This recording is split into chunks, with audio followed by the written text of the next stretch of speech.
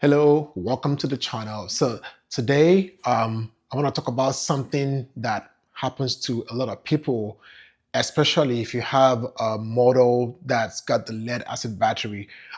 Basically, it's your lead acid battery dying. Um, we have two Tesla Model Ys, one that has the lithium ion 16 volt battery and one that has the 12 volt lead acid battery. So that's a regular car battery. Well, without any kind of warning or anything, my wife drove the car to work that day. It was fine. I plugged it into charge. And then I came back in at night, later at night, to swap the charger around to my car. And I pressed the button and nothing would happen. The charger would not disconnect. The light was off on the charging port. It's like, okay, what's going on here? I tried all the doors, nothing would happen. The car was just making this little clicking sound, but nothing was happening. I went on the app, I look at the app, and the app said the car was asleep for like an hour, and I'm trying to use the commands of, okay, just vent the window, turn on climate, and everything just kept spinning, no response. And that made me think something is wrong here. I think my 12 volt battery is dead on this car. And like I said, there was no warning, nothing. I'd actually even done service mode probably like a month before, checked the battery on the low voltage battery on this car, and it was fine. So without warning, it died. And I did what everybody has always thought about doing, which I don't know if it's an official recommendation. I haven't checked the manual for this, but I got a 9 volt battery. So those are little small square batteries. I got that. I popped open the port in the front. I took out the wires and I put the battery to the terminals, and nothing would happen. And I'm thinking, okay, maybe I had a bad battery. I was using a battery from Amazon, Amazon brand battery. Not saying anything wrong with that battery, but I'm thinking, okay, maybe it's just not the right what I need. I went to the store, got me Duracell batteries, tried that also too. Nothing happened. It just would not work. I even tried combining two of those 9 volt batteries together, thinking, okay, well, if it's a 12 volt battery and this is 9 volt, maybe it's not enough to really do anything. I tried putting two of them together. Again, still nothing. So I went to the app, made a service appointment to have Tesla come look at the car. And so when the Tesla tech came the next day to look at the car, of course, confirmed the whole thing. And he used the battery, the replacement battery I was going to use to replace the one that was dead. That's what he used to open the frunk. So I was like, hey, how come when I did it with the 9 volt batteries, it did not work? And his question was, why 9 volt battery? Like, where did we learn that from? Like, I don't know. That's just what is the usual thing. And his feedback was, no, that 9 volt battery is not powerful enough to make the frunk open. Like, you need to use either the actual battery, or his suggestion was get a portable jumper. And so one recommendation I want to share here with this video is the recommendation of, if you can, get a portable jumper. There's a bunch of them on Amazon. What I got here is just a 12 volt one. So I don't know if that's going to be enough for the 16 volt battery if that ever dies, which the Tesla tech does says those do die also. They just last a lot longer. But his recommendation was throw out the 9 volt batteries, get a proper portable battery jumper. And when that happens, just use that instead. You can also use that too to actually like put to the battery and have that juice of the battery a little bit to at least get you to open the doors and do things. And so just want to share that because I know a lot of folks use those 9 volt batteries. I've seen a lot of videos where people are doing that. And the thing too is, I'm not saying it doesn't work. Not saying it doesn't work. I've seen people use it before where it worked.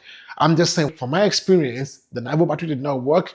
Tesla tech recommendation was use a portable jumper if you don't have another replacement battery handy. So just want to share that tip here with you. If you don't have one and you have a car with a lead acid battery, I will recommend just to be on the safe side. It's up to you if you want to do that. But so you don't find yourself stuck in a situation where you can't get into your car, just get a portable jumper, have it at the house, ready to go, and hopefully maybe jump on the battery, or at least maybe get things moving or get you to a service center. Now, speaking of the battery, my other tip that I'm going to have here is you can actually replace that battery yourself. I'm going to put this here. Do that at your own risk. If you're not comfortable with it, you don't have to, but you can do it yourself. I spoke to tech about that too. I was like, hey, this thing you're doing here, can anybody do it? I was like, oh yeah, absolutely. Go to any auto parts store or any store that sells car batteries. Just get a regular car battery and put it in there.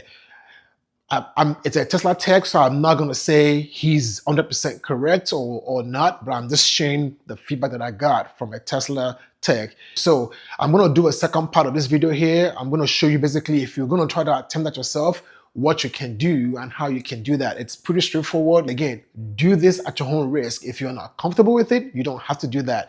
But 2 tips I want to share with you is just basically get a portable jumper, and if you're outside of warranty or you want to try yourself, you can change that battery yourself. When you change the battery though, you might have to go into service center and choose the one you have. On that note, we're going to switch to how to change the batteries yourself if you want to do it. If you have found this tip useful, please don't forget to like the video, share it with others so they are aware. By all means, also subscribe. And if you have questions or you have feedback, by all means, please feel free to leave it in the comments, and we'll see you next time. So of course, first things first, you're gonna have the frunk open, right? Only thing you will need is you need a 10mm socket and a wrench. I got this middle one. Your turbo battery is gonna be under this apron here. So this is very easy, it just clips. Right, pop that off. Now, depending on your model, you might have the HEPA filter or you might not. You can see the sign here that tells you the positive terminal. You gotta take out this HEPA filter. You don't have to take out this whole frunk. All you need to really do is take this out, and it's this screw here and this screw there. So, I'm gonna take out this one here too, okay? And so then with that, you're just basically, you're gonna lift up and out. That's it. So now with the filter out, you can see you've got a battery right there. So this is a new battery. All you really have to do is disconnect, and take this out. So there's a clamp here. You just take out the clamp to loosen the battery, and then you take out the terminals. You have a positive here, negative here. Take that out. Now, one thing you want to do before you do all that is over here on this side. This is your disconnect from your high voltage. You don't have to do much. It's right here. There's this clip over here that you need to basically tap. You're gonna pull this, press this tab here and pull back. So this is, you gotta disconnect this, and it's very hard. It's not hard. You pull this red tab back and then you just separate. And once you put it back again, you're just gonna push that red tab in to lock it in, and that's it. So just make sure you do that, because he said if you don't do that, you could fry stuff, you could actually kill that battery. And so what he did was he disconnected the negative terminal, then he disconnected this, took off the other positive, then it came back. When they swapped the batteries out, it came back in, it put in both terminals of the both batteries in, then it plugged this one back in. So just something you want to remember to do. You want to make sure you disconnect this.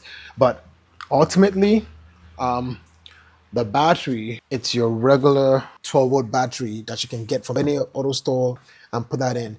I did ask him about the 16-volt lithium-ion batteries. He said those ones don't die as often. They do die, he said, but they last a lot longer than this. So if you ever find yourself to where you're out of warranty and you don't know how to change your battery, that's a simple way. Just don't forget, you're gonna make sure to disconnect that.